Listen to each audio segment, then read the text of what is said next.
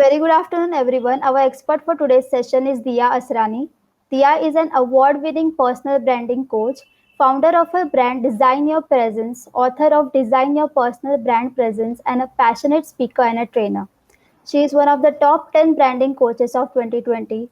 Her mission is to help knowledge givers design their presence as the preferred choice for their clients by building their personal brands while running a sustainable online business. Through her online courses and a group coaching session, she is currently helping many knowledge givers build their brands efficiently and painlessly. Welcome, Tia. On behalf of Team Enlightenment, I hope you and your loved ones are doing well. Thank you so much for that warm introduction. And I'm really looking forward to doing this further. Thank you so much. And thank you for joining us for today's webinar. My name is Anisha and I will be moderating the webinar today. So, for My those pleasure. who are watching us for the very first time, Enlightenment is India's first personalized web app platform to solve students' problems of determining their career path by conducting various career guidance interviews with the leading experts. So, today we will be having a discussion about how to become a personal branding coach. Now, without any further delay, let's just start our conversation. Absolutely. Okay, so my first question to you, Diya, can you help our viewers understand what you do? Yes, absolutely. So I've been in the coaching and training industry for over a decade, and what actually got me to get into this was this whole thing of positioning trainers and coaches better. So positioning anybody who has good knowledge, anybody who wants to build their brand, anybody who wants to grow their business, whatever it is. It's That's how it all started. So I wanted to actually help people become better presenters in the industry. So that's how it all started, and that was my whole passion. And I've always been a person who didn't want to do full-time jobs. I didn't want to go to a 9 to 5 job, and though I have like 2.5 years of experience in that. But the whole fact is that why I did not continue was because I always wanted to have my own brand and my own presence out in front of people. So that got me to really change the game in terms of my career. And yes, as a lot of people say that I'm not into those mundane careers, which I call, like, becoming and going into medicine and engineering and all that, because that's not for me. And there has to be a space for everyone to be a part of something that they are good at. Right. So I just felt that everyone has some kind of has a gift that they can give to people. And that's how I wanted to make personal branding, so that personal branding, a lot of people know that they have to brand themselves in order for people to trust them and to come to them for business. So it's got a mix of how do you position yourself, how do you present yourself in front of your audience, and how do you take things further in your business. So that's what attracted me the most, and that's what got me to become a personal branding coach. That was a great introduction. And so basically, what you do is help them get on the map. You get them Yes. to a point where they are in on a high visibility status. So Yes. you do this offline and online as I know you do um, this online, but do you do this offline as well? So, see, right now with everything going online, I'm pretty much online. But once things open up, of course, there's going to be, scope to do offline events and offline, I would say sessions or coaching sessions and things like that. So now, yes, currently I'm working online in terms of my online courses, and I also do live group coaching calls. So that would allow people to, move in a direction. And I'm also reaching out to a larger audience in comparison to doing offline sessions. So that's what I have seen of late. Yeah. Okay. So how long have you been doing this and how did you got started with it? So I have actually been doing this, as I said, over a decade. I've been working in the training and coaching industry. I started as an image consultant.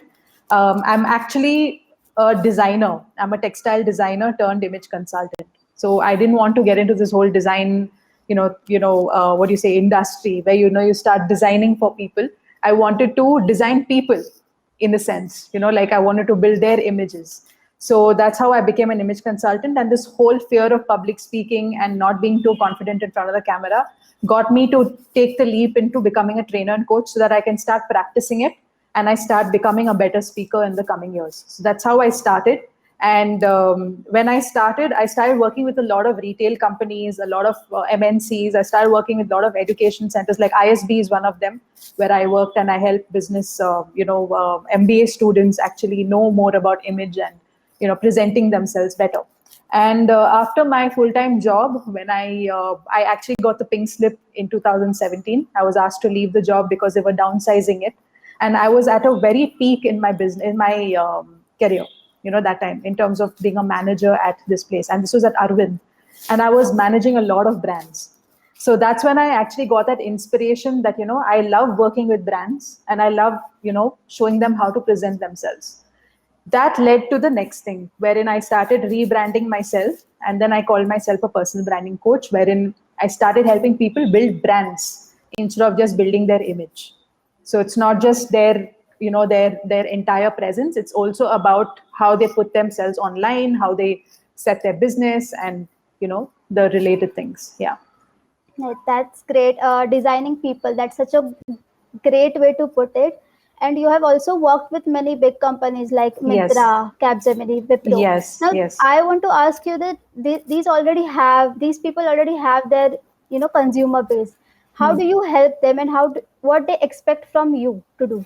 So one of the main things that they really expect is employee branding. So, how do you, as an employee, how do you brand yourself? Because a lot of people feel that an employee means sit behind the desk, get work done, and work under somebody. But eventually, we have to also understand that nothing is permanent. So if suppose tomorrow, say your company is downsizing, and you're very good at your work, but your company is downsizing, you don't have a choice, and you're asked to leave the job, what would you do next? So one of the main things for me was that when I was asked to leave, the mistake that I made is that I kept my training and coaching services in the back end. I did not work on it because I thought this will be a permanent solution, to work in a full-time job, become a manager, then become, go to the next level. So my point in terms of companies is to help them understand the whole power of their self-image, and also how they can brand themselves so that tomorrow anything happens. I don't want anybody to lose their jobs. But tomorrow everything is so that nothing is, you can't predict anything, right? So when you go to the next level and tomorrow you say, okay, you're not getting a promotion, right? For example, and they have to quit the job.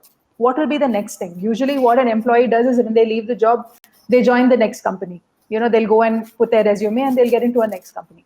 But you should also have something wherein you say, okay, if not that company, I have my own brand. I have my own presence, which I can, show, and I'm good. And every employee is good at something. Either it could be sales or operations or business or, I don't know, managing. It could be anything. So you could work on that as one of your main, careers in this case. Right. It's very truthful, and you have these experiences. You have trained a lot of people into believing their self-image and creating their own brand and presence. Yes. So, while starting out, what was the moment that you decided that this is it? This is what I want to do? It was when I was fired, when I was asked to leave the job in 2017. That was the time, and it was so smooth that you won't even believe it. That I was coming back with my husband from a very long holiday. Actually, I had not taken a break for that whole year, so I'd collected all my leaves, and I told them that, look, I'm going to take a break towards the end. And I went and took a break. I went to London, and we had a nice 20-day trip. On the way back, I just said, okay, let me just get back to work. I'll check on my emails. And when I tried to sign in, it said the email is not valid.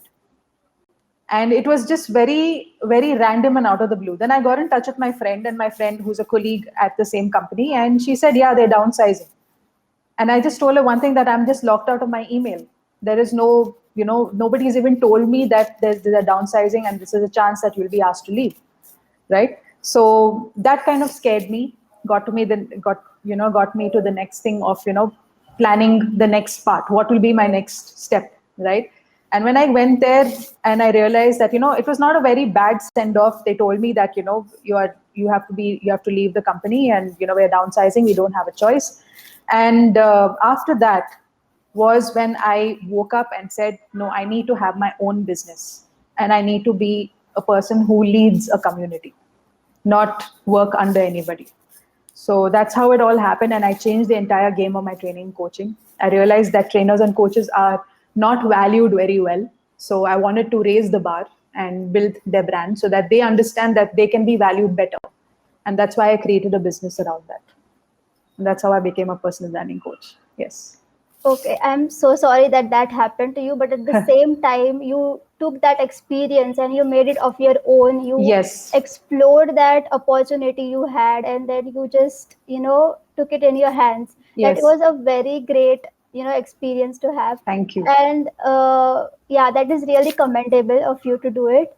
And you also help others to face their own fears. Tell me something about the video that you put up on that, 7 ways to boost your self confidence. I thought it was very inspiring, and I think it's also applicable for a lot of students, Hmm. because they are facing in this uncertain times. Sorry, in these uncertain times, they are facing a lot of problems in these competitive fields. So, what would your advice be for them? So one of the main things of becoming confident is to get out of your comfort zone and do things that you thought you couldn't do. It's like a lot of people say, I can't. Never say I can't, because when you say I can't, you're never going to be able to. It's all a mind game in the end. When you tell your mind that, look, I'm not good at this, your mind will agree. They'll say, yeah, you're not good at this. They're not going to change their mind, right? But the Right. minute you tell your mind that I am good at this and I can work on this, your mind starts believing in that, and you constantly condition yourself and you tell people that, hey, I'm good in this, because your mind also believes in it.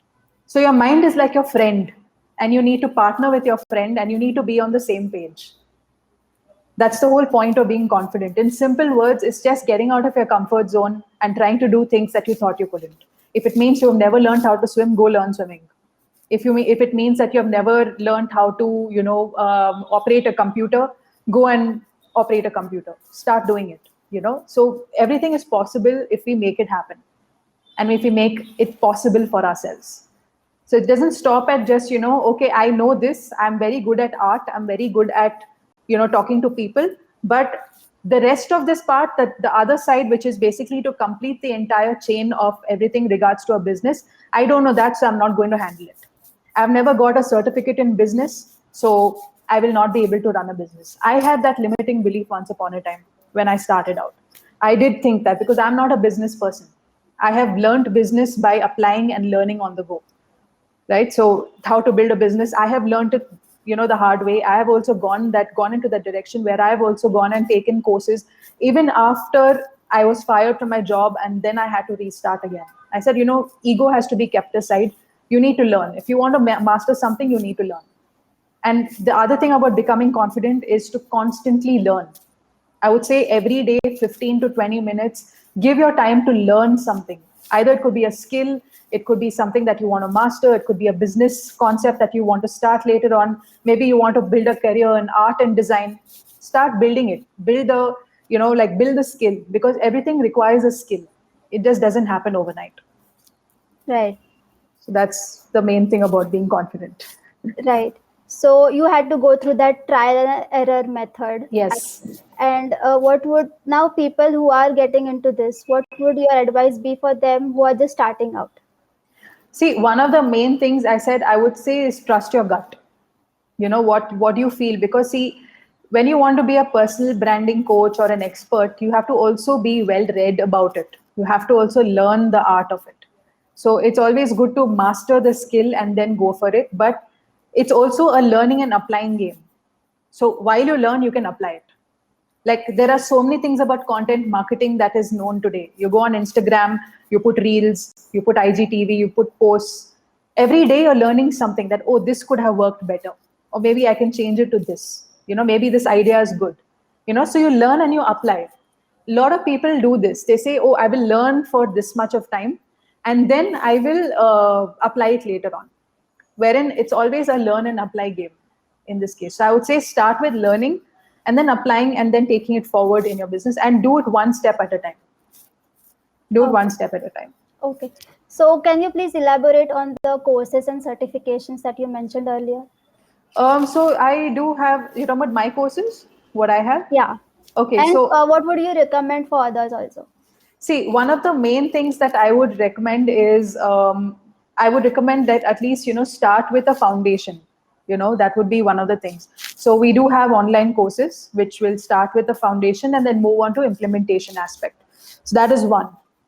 We also have a group coaching, format of this thing, but that's only for trainers and coaches. That's for trainers and coaches who want to build their brands and want to take it forward in their content and marketing presence. Okay, but online courses is something that is one of our main products, main services that we offer, and then is group coaching, which is completely live. So we have these two, and then we also have the one-on-one option, which is a one-on-one brand strategy option, wherein if you want from ground up, if you want to build your brand, we have the hand-holding system that can help you do that. Okay. So what are the prerequisites? What are the skill sets that you think they should have before pursuing I this? would just say only one thing: intention. Just have the intention and inclination to learn, you will be able to master it. Because you That is see, great. there is no such thing as get a certification and then do it.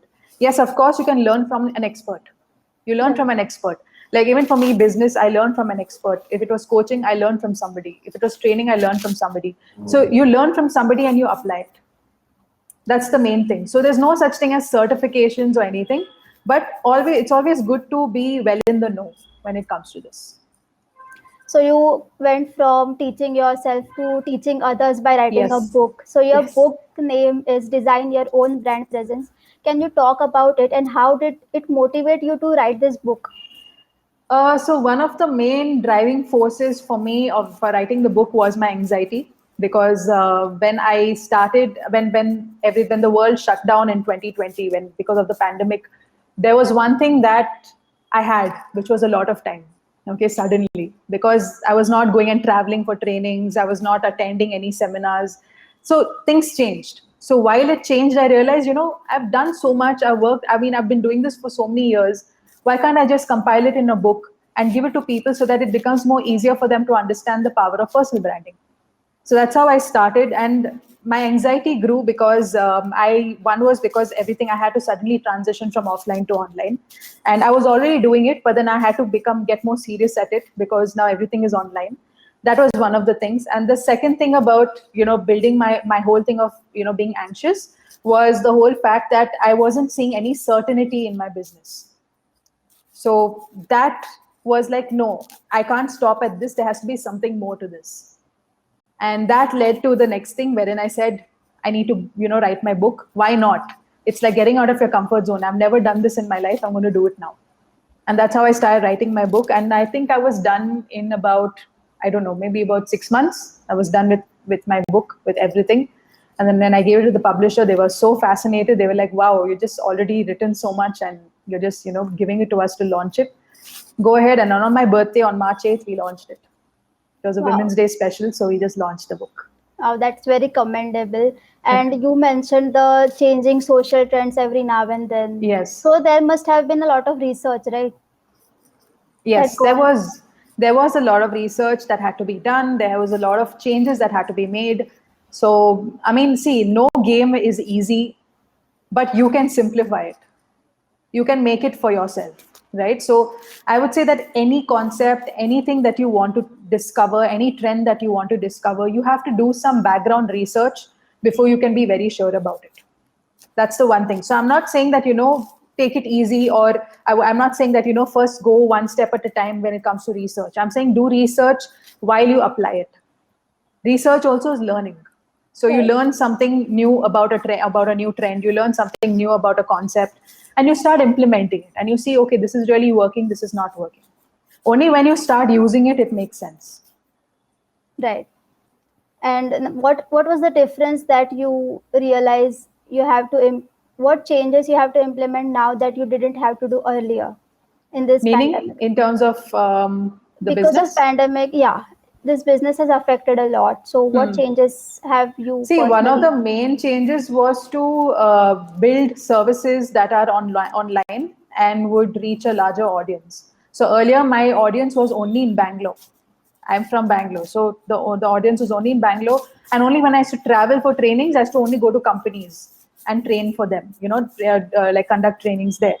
But once I got online, the biggest change was my reach. I started reaching a larger audience, and I didn't realize that until maybe a month later. I was like, oh wow, There is, so many possibilities in this. So the main beauty over here has been my online courses, and the fact that, Zoom is there to handle all my coaching calls and everything. So I was able to reach out to even audiences from out of India. So I have a lot of international clients also who have taken up the one-on-one coaching with me. So that would have happened. That wouldn't have been possible if I was offline. Right. Yeah. So that was one of the main changes there. How do you handle the competitiveness in this field? For me, I don't look at competition as a threat. Okay. Right. I look at competition as a way to learn. So for me, I don't, because I find that every industry has competition. So we have to live with it. It doesn't Right. work with, they are also doing, even I will do, because it's always going to be something that you do differently from the others. And one of the biggest things why I did personal branding was this. So that, people know that, okay, I have my personal brand, I stand for what I want to do, and this is what I do.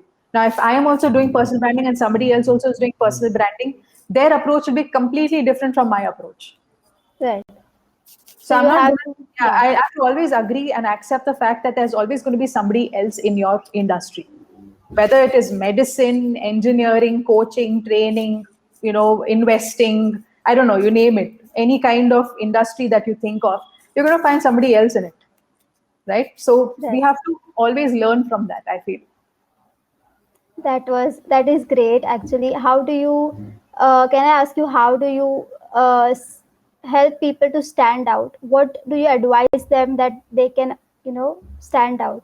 One of the main things is just be authentic. Right. I've seen a lot of people copy my content. A lot of people try and, replicate my courses. I've seen many people even try to, they'll follow me, they'll be greatest followers ever. They will even support me in everything, but then they'll end up, copying my quotes, copying my content, copying everything. I just tell them one thing, that just be authentic. And I've said it on their face. I don't hide or anything. I've told them that, look, I saw you copy my content. It doesn't affect me, but it'll affect you because people will know that this is coming from somewhere else. So it's better you give credit to the person and you handle your own quotes and your own content, right? So I believe that authenticity is the number one thing of standing out, because people see authenticity, they see transparency, they see the fact that you are not, beating around the bush. You're being very honest with what you say, and whatever results you give, just be honest about it. Be honest about it. If you say you can't deliver a certain thing, just say no, I can't. That doesn't make you incompetent. It just makes you more, I would say, makes you more honest, and people will respect you and they will definitely come back to you for another service. That's my main thing about standing out. Yes. That was amazing. Can you give us any last minute advice for our audience? I would just say one of the things is that you guys are all in you're just like getting started. So I would just say that, have faith in what you do. And I wouldn't say that, just go with, okay, choose your passion and figure it out. I would say that get into something, dive deep into it, see what is it that you really want to do and how are you going to help a lot of people. Because bottom line is, with every service or product, you're going to be helping a lot of people, whether it is 50 people, 100 people, 1,000 people, 5,000, 5 lakhs people, whatever the case is, you're going to be helping people, you're going to be serving people. So what is it that you want to serve them in? What is that one service? What is that one skill that you have, that you've been known for, that will actually get you to become a big person in the industry?